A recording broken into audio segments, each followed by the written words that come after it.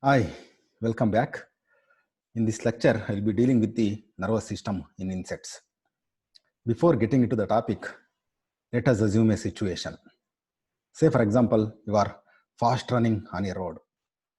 Suddenly, you will find a snake. Immediately, you put a brake. How it is possible? It's because of well-developed, coordinated nervous system we have in our body. Like human beings, insects also have got well-developed, coordinated nervous system. So let us discuss about the structure and function of nervous system in insects. Insects have got sensory organs all over the body, maybe antenna, mouth parts, legs, ovipositor. So they're able to see, perceive sound, touch, smell, taste. So whatever that information received will be processed and they immediately respond. So that's the major function of the nervous system. So let us see the basic components of nervous system. Nervous system is a network of specialized cells called neurons. A particular neuron is made up of cell body or soma, which is also called perikaryon, dendron, and an axon. So this cell body consists of nucleus. It may consist of one or more dendrons, which are short projections, and a long projection, which is called axon. So this axon may consist of one or more lateral branches, which are called collaterals. Either dendron or axon may have got small ear-like extensions, which are called terminal arborization. Okay, so this is a particular neuron, which measures to a length of about less than a micrometer or so.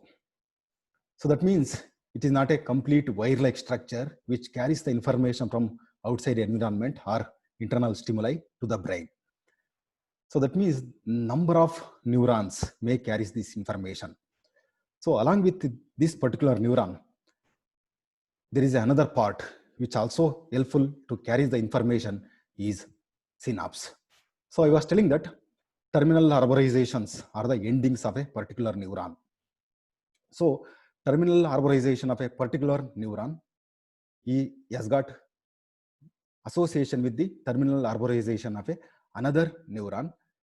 That close association, the place of close association is called synapse, and that space between two terminal arborizations is called synaptic cleft. Okay, so both neurons, that means axon or dendron, and synapse carries the impulse towards the brain and also carries the information towards the effector organs. Let us look at the classification of neurons. Neurons can be classified based on the branching pattern as well as based on the functions. Let us look at the classification based on branching pattern. Based on branching pattern, three types of neurons have been identified: unipolar, bipolar, multipolar. Unipolar neurons are those neurons with a single axon. Here, cell body lacks dendron. Whereas in case of bipolar, neuron with an axon, okay, and a dendron. Okay. Whereas multipolar neurons are those neurons with an axon and many dendrites. So that is based on the branching pattern. Let us look at the classification based on the functions. Again, three types of neurons have been identified. One is called sensory neuron. Second, internuncial or association neurons. Third, efferent or motor neurons. Sensory neurons usually innervate the sensory organs through the dendron. Then they process it in the cell body, integrate it, and they carry it towards the brain. Internuncial neuron or association neurons connect the sensory neurons with the motor neurons. These motor neurons are usually unipolar, which carries the information from the brain towards the effector organs. Let us look at the structure of insect nervous system. Insect nervous system consists of three subsystems. One is central nervous system. In short, it is called CNS. Visceral nervous system called VNS. Peripheral nervous system called PNS. So I will be concentrating on the important system, central nervous system, CNS. So the central nervous system consists of series of ganglia, which are paired structure. They are double structure. They are fused. So in fact, each of the insect segment, body segment, consists of a ganglia. We know that insect body consists of series of segment. Like say for example, head 6 segmented, thorax 3 segmented, abdomen 6, 7, 8, 9 depending on the species. So each of those segments should have a ganglia and supply nerves to that particular segment. So in each of those segments, they are paired structure. These, the nerve fibers, number of neurons fused to form the ganglia. So that particular ganglia in the segment supply nerves to that particular segment. Say for example, there will be a thoracic ganglia. So that thoracic ganglia, say mesothoracic ganglia, supply nerves to all the structures, all the organs present in the mesothorax. So that is the ganglia. Ganglia is nothing but the fusion of nerve fibers. Let us look at the structure of central nervous system. So central nervous system consists of brain, which is located in the head region, subesophageal ganglia, which is located in the posterior part of the head, and ventral nerve cord. So this ventral cord runs in the lower part of hemocele. So these are the three components of central nervous system. So let us look at one by one. The brain. So brain is located in the head capsule itself. So we know that head consists of 6 segments. So what happens here? The ganglia of the first 3 segments are fused to form the brain. The second 3 segments, the ganglia of second 3 segments of the head are fused to form the subesophageal ganglia. So the first 3 ganglia which form the brain are protocerebrum, which supply nerves to compound eyes and ocelli, deuterocerebrum, which supply nerves to antenna, whereas stratocerebrum supply nerves to labrum. So this is how the structure is arranged. So this is the protocerebrum, which are paired structure. You can see the paired ganglia, which supply nerves to the compound eyes, which is called optic nerve, which also supply nerves to ocelli, which are called ocellular nerve. Whereas deuterocerebrum is a paired structure, which supply nerves to antenna.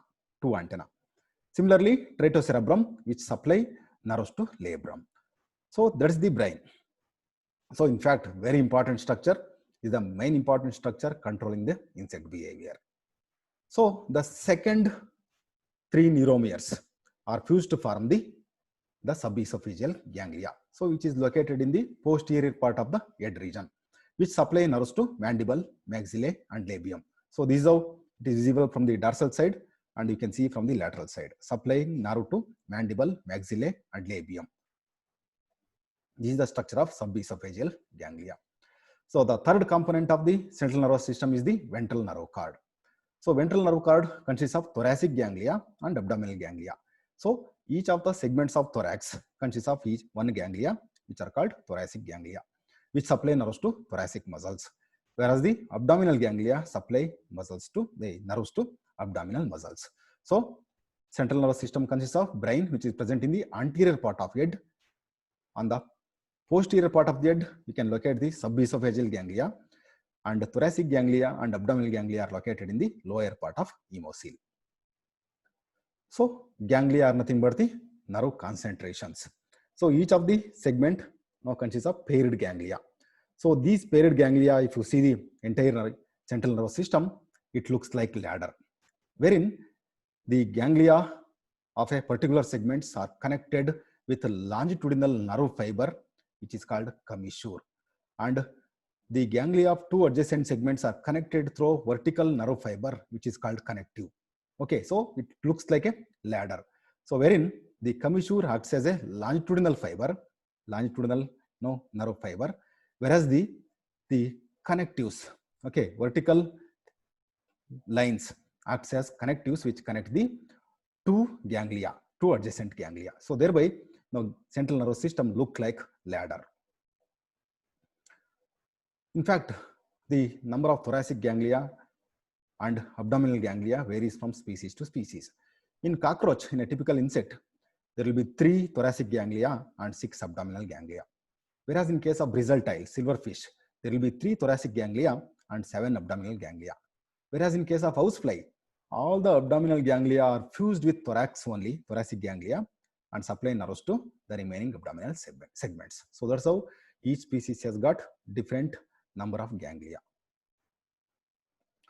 Let us look at the mechanism of conduction of impulse. I was telling that neurons are not a complete wire-like structure. Okay, say for example, you put on a switch of a lamp, a bulb. As soon as you switch on, immediately the lamps lighten up. Okay, so that wire, which is continuous thread-like structure, which carries that electricity. So same thing happens here, but neurons are not complete wire-like structure, which are present from a external sensory organ till the brain.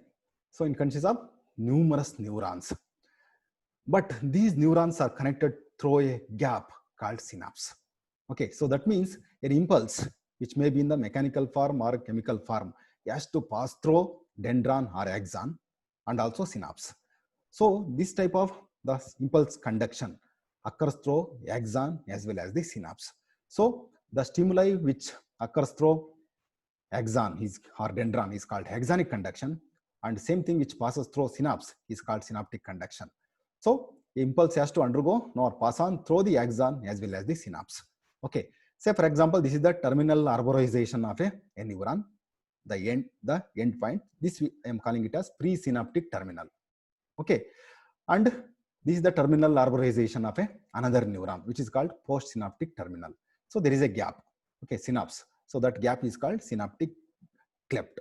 So as soon as the information actually reaches to the end of an axon, it has to move through the gap and reaches to the next terminal arborization, so that the impulse is conducted successfully.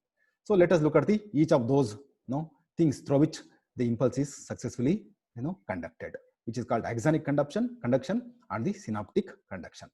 The first is axonic conduction. So on axon, the stimuli, the impulses actually pass through electrical phenomenon. So it is like electrical conductivity. So what happens on a neuron? On outer surface, there will be more concentration of sodium ions, which carries the positive ions, and inside there will be more potassium ions, which carries the negative charge. So what happens in the resting potential, when the neuron is actually resting, which is not carrying any impulses?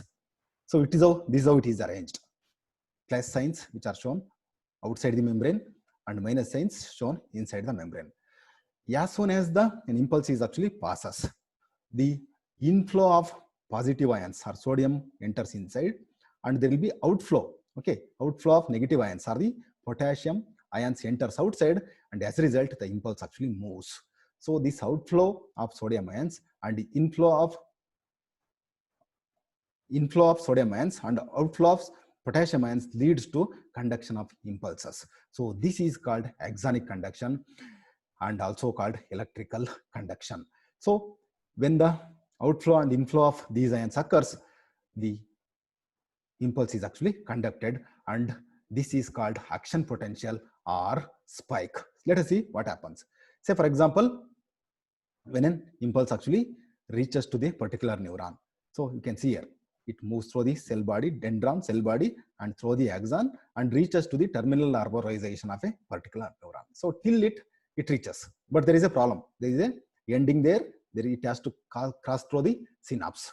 Okay. So what happens? You see here, once the impulse moves up, the potassium ions, you can see here, the sodium ions moves in, and potassium ions comes out. You can see here. So there will be exchange of these ions, and as a result, impulse is conducted. So this type of movement, outflow and inflow of ions, leads to production of action potential, and leads to reaching of that particular impulse till the end of terminal arborization. So this is what happens. So on when the neuron is actually under resting stage, the membrane potential of that particular membrane or a neuron is minus 70 millivolts. As soon as the impulse reaches, it gets depolarized. So positive, it gets charged up, which is called depolarization, and immediately it comes back to original position. So at the moment of this outflow and inflow, the information or the impulse conduction takes place, and this type of movement of these ions is called action potential, which takes place on the neuronal membrane. Next, so it reaches to the end of terminal arborization. So next, it has to pass through the synaptic cleft, and the transmission of impulses along the synapse is called synaptic conduction. As the chemical substances are involved here, which is called, hence it is also called biochemical phenomenon. So what happens? The action potential which reaches to the end of terminal arborization activates the vesicles of neurotransmitter substance. Okay, so there is a chemical is involved here. So these vesicles in fact consist of a neurotransmitter substance called acetylcholine. So this is the chemical which carries the information across the synaptic cleft. So the arrival of action potential leads to activation of these vesicles which contains neurotransmitter substance, which are released into the synaptic cleft. This neurotransmitter substance goes and binds the receptor present in the postsynaptic process, that is another terminal arborization, and then again action potentials are formed and the impulse is conducted. So there it is called axonic conduction, which occurs through the movement of ions, which is called electrical phenomenon, whereas here the chemical is involved, hence it is called biochemical phenomenon. So let us see what happens. So the action potential which comes, okay, which activates the vesicles present in the presynaptic membrane, which leads to release of neurotransmitter substance, and which goes and binds the receptors present in the postsynaptic membrane, and again the action potentials are generated here. You can see here. So again the impulse conduction continues. So which happens in a very short span of time. That's how the insect is able to respond. So in this lecture, we studied about the nervous system is a information receiving, processing, and conducting system. So the basic component of nervous system is neuron. Neurons are classified based on branching pattern, also based on the function. Nervous system consists of series of ganglia, which are paired structures. So CNS, central nervous system, is a very important component, which consists of brain, subesophageal ganglia, and ventral nerve cord. The conduction of impulse among the axon is a electrical phenomenon, whereas along the synapse it is a biochemical phenomenon. Let us look at some questions. So due to cerebrum innervates which organ? Signal receiving part of neuron. The gap between two neurons is major neurotransmitter substance in insects is the chemical substance. Ventral nerve cord constitutes dash and dash. Okay, so mostly all the information given is able to answer these questions. But we have another question which needs to be googled. Is there any animal without a brain? Okay, look for as this nature consists of varieties of kinds of organisms. So probably there must be an animal without a brain as well. So look for this answer. Thank you. Thank you very much. If there are any specific questions, you can post below or you can email me. Thank you.